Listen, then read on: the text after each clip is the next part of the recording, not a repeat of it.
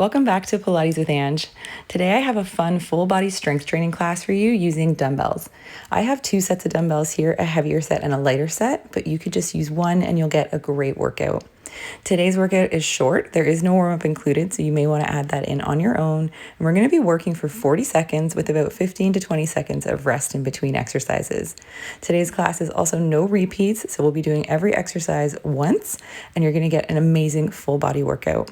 Heading into our very first exercise, we're going to grab our weights, and I'm opting for my heavier set here, but you can grab what you have. Starting with your legs about shoulder distance apart, stacking your ribs over your hips and your hips over your heels. Now let's rack our weights so they're floating just above our shoulders with our elbows slightly forward.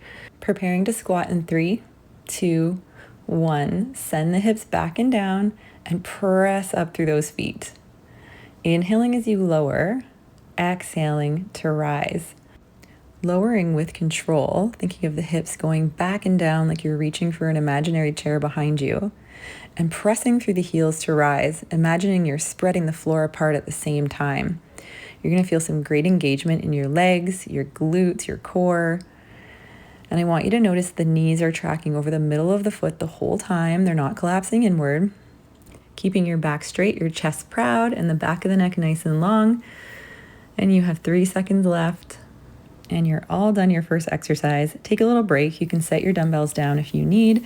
And you're gonna see here, I swap out for my lighter weights, but pretty quickly, I'm gonna switch back to my heavy ones because we're working the biggest muscles in your upper body, your back muscles.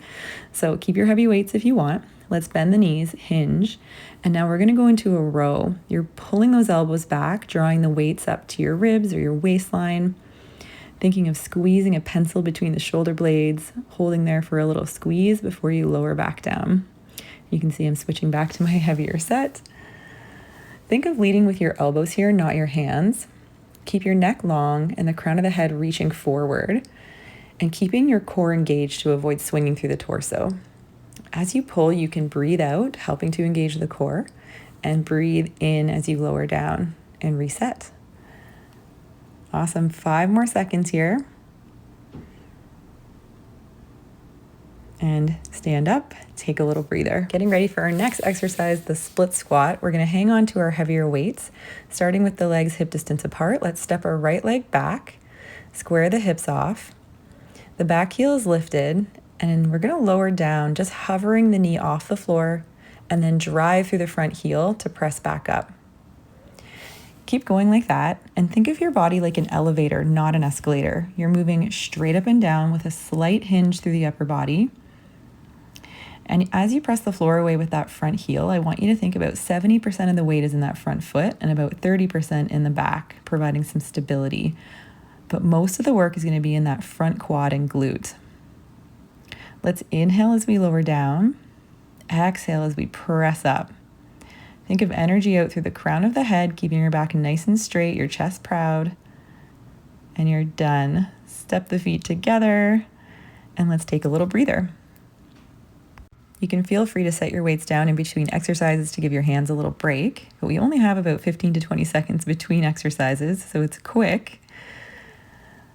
All right, let's pick up our weights and get ready for the other side. Step the left foot back, and we're lowering down and pressing up. You're doing so well. Noticing now on the second side, you can really perfect your form. So just a reminder, 30% of the weight is in the back foot, about 70% is in the front foot. You're inhaling on the way down. You're exhaling, press the floor away from you, really drive into that front heel. Keep the collarbones wide, the back straight, the neck long. And I like to think of opposition. So as I'm driving my feet into the floor, I think of reaching the crown of the head up to the ceiling. Great job, you're almost done. 3 seconds left. And step the feet together. For the next exercise combo, I'm going to be switching to my lighter set of weights. So today I'm working with a set of 10 pounds and a set of 5-pound dumbbells. So I'm grabbing my 5s, starting with our legs shoulder distance apart, weights down by the sides. We're going to be lifting into a lateral raise. So lift those arms up to shoulder height, and then you're going to lift them out in front of you. We're going to keep going here, alternating these shoulder raises, and thinking of moving slow and steady without any swinging, lifting just to shoulder height, elbows slightly soft, controlling the lower like you're resisting against gravity. So you're going to keep your core nice and tight, avoid leaning back in space, and use that oppositional cue I gave you earlier where you're pressing the feet into the mat. You can even think of pulling the mat apart here and reaching the crown of the head up to the ceiling. We exhale through exertion, so as we lift, and we inhale as we control down. Great job. Take a little break, and we're going to hang on to our lighter weights for the next exercise. We're going to be moving into another combo for the arms, some bicep curls. The setup is the same, the legs about shoulder distance apart. You're going to bring your palms out in front of you facing forward. And we're going to start in 3, 2, 1, curling into a regular bicep curl, and then out to an angled or a 45-degree curl. So for the 45-degree curls, you can think of bringing your hands out like a V. And for each variation, you're squeezing the bicep at the top, like you're showing off your strength, keeping the shoulders relaxed and the collarbones wide. Exhaling as you curl, inhaling as you control the weights back down to your side. And thinking of those cues I gave you earlier, pressing the feet firmly into the mat as you reach the crown of the head to the ceiling. And that's going to help you feel like you have a strong base of support and to feel your core engaged a little bit more. Just one more rep here, really squeeze those biceps, and you're done. Grabbing our heavier set of weights if you have one for the next exercise combo, which is a deadlift to a calf raise. We're going to start with our legs hip distance apart, standing nice and tall, weights out in front of us. Now hinging at the hips, lowering down, thinking of painting the front of the shins with your weights. Rise up and then lift to the balls of the feet, lower the heels, and let's do it again. Hinging from the hips, not from the waist. Squeeze the glutes to rise, lift those heels. Good. Keep moving through this. Again, as we're doing our deadlift, we want to think of hinging at the hips, sending the seat back, keeping the spine straight, the chest proud, feeling a length through the hamstrings and glutes. And then we squeeze our glutes to stand tall. Keep that squeeze as you rise onto the toes. Imagine zipping up your core on the way up and control that calf raise on the way down. So lots of balance required here, no bouncing. Awesome, you're already done. The next exercise is going to really get into those glutes. So we're going to go to one heavy weight and stand with your legs a little bit wider than the shoulders with a slight turnout.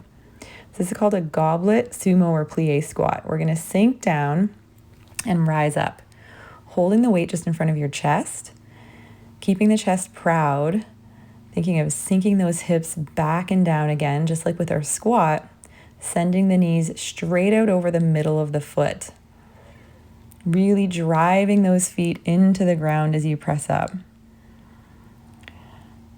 Good. So you're thinking of dropping your hips between your heels, driving through the midfoot to stand. Those glutes are on, so really find them, feel them. As always, we keep the breath flowing. We inhale to lower, exhale to rise, trying not to round through the upper back. You have one rep left. Great job. Let's take a little break. Now I'm going to turn slightly to the side to show you the next move. The weight is going to be in both hands out in front of us, and we're going to be sinking down into our sumo squat and adding 3 pulses at the bottom to really get into those glutes. So here we go, sinking down into that squat, hold at the bottom and give me tiny, powerful pulses, and then stand back up. Good job. You're going to keep going like this. And as you're down in the bottom, I want you to stay low and think of powerful pulses, keeping tension in the thighs and glutes with your chest lifted, making sure not to collapse forward around the shoulders. On the third pulse, you're going to think of powering up, pressing the floor away from you. Awesome. Keep it going, starting to really feel those glutes. And this is a good time to do a little check-in. Are we still breathing? Are we smiling? Are we feeling good? Last rep, make it your best one. Power up. Great job. Let's set that heavy weight down and grab a little sip of water. And then we're going to pick up your lighter set of weights and we're going to get ready for the next exercise combo. We'll be doing an overhead press with a march, working on balance and strength. Legs are hip distance apart. The weights just come above the shoulders. We breathe in to prepare. We breathe out to press those weights right up and out, arms in line with ears, as we lift one leg up to hip height. Finding that balance, pressing the stabilizing leg into the floor, really engaging through those arms as you lift up, energizing through the crown of the head, and notice your ribs don't pop up with your arms. See if you can keep a little connection of the lower ribs to the hip bones, just like we do in Pilates. You're doing great. Think of marching with purpose. Control the lift of each knee and exhale as you press and lift using that breath. Good, you can see I'm smiling. I really like this one. Hopefully you do too. You're all done. Let's just hang on to those weights or put them down if your hands need a little break. Getting ready for our final exercise of class. You're already there, a simple tricep kickback. Let's bend our knees, hinge the hips slightly back with a nice straight spine. You're gonna pull the elbows up behind you like they're glued to your ribs, and then straighten the arms fully, reaching the hands behind you, squeezing the backs of your arms. As you return, try not to let the weight swing or drop down to the floor. Really control the return here, keeping the tension on the muscle as long as possible. Great job. As always, our shoulders are relaxed. We don't have them up as earrings. You can think of reaching the crown of the head forward and up. Press those feet into the mat. Exhaling to press. Inhaling to release. And you can stagger your stance here if this feels better for your body, if you're getting any tension in your lower back. Last rep, make it your best one. And stand up. Great job, everybody. You finished your 10-minute strength training class with dumbbells. Let's take a moment to grab a little sip of water and do a body scan. How do we feel? Do we feel those endorphins flowing through our body? Hopefully you're feeling so good. You did an amazing job today. In just 10 minutes, you showed up for yourself, and that is definitely something worth celebrating. If you're feeling good and you have a little extra time, you can repeat this workout, head out for a quick walk, or check out one of my other classes. I have so many other Pilates classes that are short enough to fit into your day. I have bar classes, mobility classes, and I have more strength training to come. And every little bit counts. It all adds up. Don't forget to give this video a thumbs up if you enjoyed it. Leave me a comment to let me know how you felt and what you'd like to see more of, and share it with a friend who could use a little movement in their day.